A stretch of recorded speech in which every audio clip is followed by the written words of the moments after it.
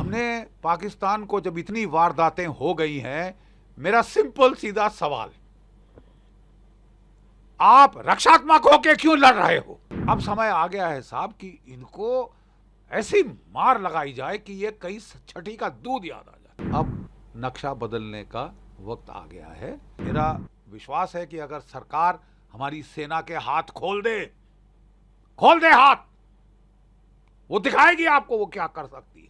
अब हमको पार जाके मारना पड़ेगा साहब, पाकिस्तानी फौज की लाशें बिछानी पड़ेंगी ताकि पंजाब में मातम मने। एक फटीचर मुल्क जो कि इकोनॉमिक कोलैप्स की कगार पे है, उसकी इकोनॉमिक तबाही होने की है, 2 रोज की रोटी नहीं खिला पा रहा अपने लोगों को, वो अब भारत को छेड़ना चाहते हैं। ये गांधीगिरी बाद में होती रहेगी, कहीं और होती रहेगी। अब हाथ खोलने का समय आ गया है और करारी मार लगाने का समय आया है, क्योंकि लातों के भूत बातों से नहीं मानते। अभी खबर आई है कि हमारा एक आर्मी का पेट्रोल जो गाड़ियां जा रही थी, उनके ऊपर टेररिस्ट ने मछोड़ी के इलाके में, जो कि कठुआ से 150 किलोमीटर इस तरफ है और घना जंगल का इलाका है, वहाँ पे टेररिस्ट ने एम्बुश लगाया था और सडनली फायर खोला, जिसमें कि हमारे 4 जवान शहीद हुए हैं, 6 के घायल होने की खबर आई है। एकदम काउंटर एक्शन लिया हमारे जवानों ने, उन्होंने टेररिस्ट पे फायर किया जो कि वहाँ से भाग गए हैं। और ये अभी प्रिलिमिनरी रिपोर्ट्स हैं, डिटेल्स अभी तक आए नहीं हैं। मैं बड़ी देर से कह रहा हूँ कि देखिए, हमारा जमावड़ा ट्रूप्स का और सीपीओस का कश्मीर की वादी में बहुत हमने अच्छे तक बढ़ा दिया है, जिसकी वजह से वहाँ पे इक्के दुक्के इंसिडेंट्स ही हो रहे हैं। टेररिज्म का तकरीबन जो है केंटवा दबा दिया गया है, कमर तोड़ दी गई है। रजौरी पुंछ में और रियासी में, कठुआ में, डोडा किश्तवाड़ में मैं सेक्टर कमांडर रह चुका हूँ। रजौरी पुंछ में मैं जीओसी रोमियो फोर्स था 2004-2005 में। तब मेरे पास 18 पलटनें थी और हमने वहाँ टेररिस्ट की गर्दन मरोड़ दी थी। बिल्कुल शांत करके मैं उस इलाके को आया था। मुझे बड़ा फ़ख्र है, बड़ा गर्व है कि मेरे 1.5 साल के अंदर वहाँ पे आतंकवाद की कमर तोड़ दी गई थी। वहाँ पे ऑपरेशन सर्प विनाश चला था, वो जनरल लीडर साहब के टाइम, जो मेरे बड़े नज़दीकी हैं। और हम जैसे ही वो ख़त्म हुआ तो पता चला कि 60 हमने वहाँ मार डाले थे, बाकी सब गांव और शहरों में जाके वो छुपने की कोशिश कर रहे थे। उनको वहाँ से निकाल के हमने ये ऑपरेशन पूरा जो है ख़त्म कर दिया था, उनके कमांडरों को ठोका था और पूर्ण रूप से शांति ले आए। कोई 10-15 साल तकरीबन शांति रही है रजौरी पुंछ के एरिया में। क्वाइट ऑब्वियसली जब शांति होती है तो ट्रूप्स वहाँ से हटा लिए जाते हैं और जगह भेज दिए जाते हैं। मसलन कि जो यूनिफॉर्म फोर्स जो रियासी में था, जो उधमपुर के इलाके में था, उसको हटा के जब चीन ने लद्दाख में तेवर बदले, आक्रामक तेवर दिखाए, तो उसे वहाँ भेज दिया गया। नतीजन एक गैप था रजौरी, पुंछ, रियासी, कठुआ और इस इलाके में, जहाँ ट्रूप डेंसिटी ऑब्वियसली कम कर दी गई थी, क्योंकि वहाँ कमर तोड़ दी गई थी आतंकवाद की 2004-2005 में, 10 साल पहले। विद अ कॉम्बिनेशन की फेंस बन गया, सर्पनाश हुआ, फिर हमारे ऑपरेशंस हुए और टोटल इनको मतलब खलास कर दिया था हमने और पूर्ण शांति आ गई थी। लोग पिकनिक शिकनिक जा रहे थे वहाँ पे, सिविलियंस, और सब इनके आतंकी इंसिडेंट्स ख़त्म कर दिए थे, खलास। 10-15 साल ऐसा रहा, लोग निश्चिंत हो गए और वहाँ से ट्रूप्स हटा दिए गए, गैप बना, दुश्मन ने देखा, अब वो पूरा फ़ायदा उठाने की कोशिश कर रहा है। एक चीज़ और मैं बताना चाहता हूँ, मैं बड़ी देर से निवेदन कर रहा हूँ सरकार को कि जब कोविड का दौर चला था, 3 साल हमारी फ़ौज में सब भर्ती बंद कर दी गई। 3 साल, हर साल 60,000 बंदे रिटायर होते हैं। मतलब कि 3 साल के अंदर हमने 1,80,000 भारतीय सैनिक खत्म, खलास, कम कर दिए। अब साहब मुझे समझ नहीं आ रहा, हमारे खतरे बढ़ रहे हैं चीन के साथ, पाकिस्तान के साथ, तो हम ये फौज को काटने का ये क्या भूत सवार हो गया है, मुझे समझ नहीं आता इसकी वजूहत क्या है। कि बहुत बड़ी फौज है, बहुत भत खा रही है, थूक लगा रही है सरकार को, लड़ रहे हैं आपके लिए, मर रहे हैं, थूक नहीं लगा रहे। और जब खतरे बढ़ रहे हैं हम अपनी मैन पावर काटनी शुरू करें, जबकि हमारी सारी लड़ाई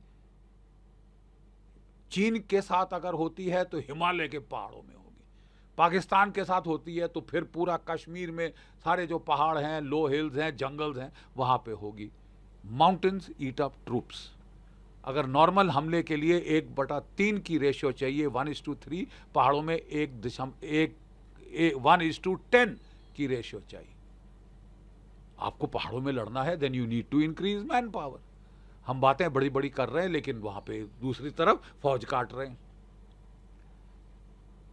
हमें बोला जा रहा है कि बहुत खर्चा हो रहा है मैन पावर पे, हम हथियार खरीदना चाहते हैं। तो क्या रूस के पास कोई हथियारों की कमी थी साहब? रशिया यूक्रेन का युद्ध ट्रेलर आपकी आंख के सामने चल रहा है, आप क्यों नहीं उसको देखते? हम हथियार रूस से ले रहे हैं, हथियार की कोई कमी नहीं है रूस के पास, मैन पावर की किल्लत थी। और जब तक उसने मैन पावर नहीं बढ़ाई उसके बुरे हाल हो गए थे। 3 लाख उसको मोबिलाइज करने पड़े लड़ाई के दौरान, और अभी उसने कोई 5-6 लाख और मोबिलाइज किए। तो क्या आप मतलब लड़ाई के दौरान मोबिलाइज करना चाहते हैं? मुझे समझ नहीं। आपकी स्टैंडिंग आर्मी थी, परफेक्ट आर्मी थी, it was giving you such good results all over. तो उसकी काटापीटी शुरू हो गई है साहब कि बहुत खर्चा हो रहा है। तो अभी 7 ITBP की नई बटालियंस खड़ी हो रही है, उन पे खर्चा नहीं हो रहा। नहीं, आप क्या कहना चाहते हैं? अब आप पुलिस प्रोटेक्शन देंगे आर्मी को? मतलब I mean I can't understand. आपको अपनी मैन पावर बढ़ानी होगी, पीरियड। अग्निवीर स्कीम पे भी अब सोच विचार किया जा रहा है, उसको भी आपको मेजर चेंजेस करने होंगे, नहीं तो ये जो आप गैप्स खोल रहे हैं दुश्मन उसका फायदा उठाएगा। नंबर 1 चीज। नंबर 2 चीज, हम जब खासकर मैन पावर की किल्लत है तो हम रक्षात्मक होके क्यों लड़ रहे हैं कि बचाओ बचाओ करो, अपनी तरफ करो? अरे साहब, मोदी 2.0 सरकार ने पहले सर्जिकल स्ट्राइक की थी, कई महीने पाकिस्तान चुप्पी साध के बैठा। फिर जब उसने फिर चुलबुली दिखाई तो हमने एयर स्ट्राइक करी 80 किलोमीटर अंदर बालाकोट में, और 200-250 टेररिस्ट वहां मारे थे। और 1-1.5 साल पाकिस्तान चुप रहा, रोता हुआ चीन की तरफ गया, मेरे आका मुझे बचाओ। और चीन ने फिर दबाव डालने की कोशिश करी लद्दाख में, उसको उल्टे बांस बरेली को पड़ गए। हमने पाकिस्तान को जब इतनी वारदातें हो गई हैं, मेरा सिंपल सीधा सवाल, आप रक्षात्मक होके क्यों लड़ रहे हो? 4 साल से सीज फायर दिया हुआ है पाकिस्तान को। सीज फायर क्यों? सबसे अच्छा दोस्त है हमारा। What do they bloody need a cease fire for? अब समय आ गया है साहब कि इनको ऐसी मार लगाई जाए कि ये कहीं छठी का दूध याद आ जाए। और हमारी फौज कर सकती है, बशर्ते कि आप उसको बोले कि नहीं सिर्फ राइफल से लड़ोगे, भारी हथियार इस्तेमाल क्यों नहीं करेंगे वो रिपब्लिक डे परेड के लिए? मेरा विश्वास है कि अगर सरकार हमारी सेना के हाथ खोल दे हाथ, वो दिखाएगी आपको वो क्या कर सकती है, दिखाएगी आपको वो लाइन ऑफ कंट्रोल के पार क्या कर सकती है। ये अटैक इंटरनेशनल बॉर्डर के पार हुआ है। This is a qualitative escalation. अब हमको पार जाके मारना पड़ेगा साहब, पाकिस्तानी फौज की लाशें बिछानी पड़ेंगी ताकि पंजाब में मातम मने कि टेररिस्ट को जाके मारेंगे, पाकिस्तानी फौज को कुछ नहीं। क्यों नहीं कहेंगे? क्यों नहीं कहेंगे? ये सारा पाकिस्तान की फौज की फसाद है। ये आसिम मुनीर और उसका जो DG ISI है, ये सारी उसकी ये है। एक फटीचर मुल्क जो कि इकोनॉमिक कोलैप्स की कगार पे है, उसकी इकोनॉमिक तबाही होने की है, 2 रोज की रोटी नहीं खिला पा रहा अपने लोगों को, वो अब भारत को छेड़ना चाहते हैं। अरे साहब, तुमको मरने का अगर तमन्ना इतनी ज्यादा है तो हमको करना चाहिए ना, मार डालना चाहिए। एक छोटा सा भी युद्ध हुआ भारत के साथ, और कोई भी नतीजा हो या ना हो, सुन लो पाकिस्तानियों, और कोई भी नतीजा हो ना हो, तुम्हारी इकोनॉमी की लुटिया डूब जाएगी। तुम एक मुल्क नहीं रहोगे उसके बाद। सोच समझ के पंगे लो। पंगे लेने की आपको आदत है, बड़ी बढ़ चढ़ के आप लोग चोंचलेबाजी करते हैं।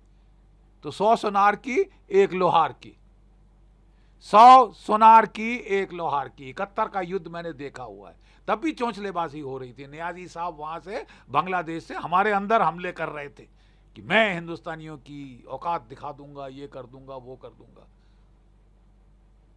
हमने जल्दबाजी नहीं करी साहब। Sam Manekshaw, field marshal Sam Manekshaw बोले मैडम मैं तैयार करके एक अच्छा 1 लोहार की हथौड़ा मारूंगा। 8 महीने लिए तैयारी की, 8 महीने, ठीक है। और उसके बाद 13 दिन में पाकिस्तान के 2 टुकड़े हो गए थे।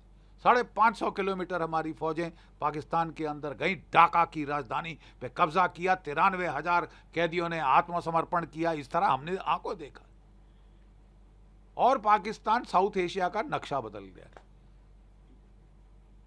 साहिबान, अब नक्शा बदलने का वक्त आ गया है। आप हाथ खोलिए अपने सशस्त्र सेनाओं के, हाथ खोल दीजिए प्लीज।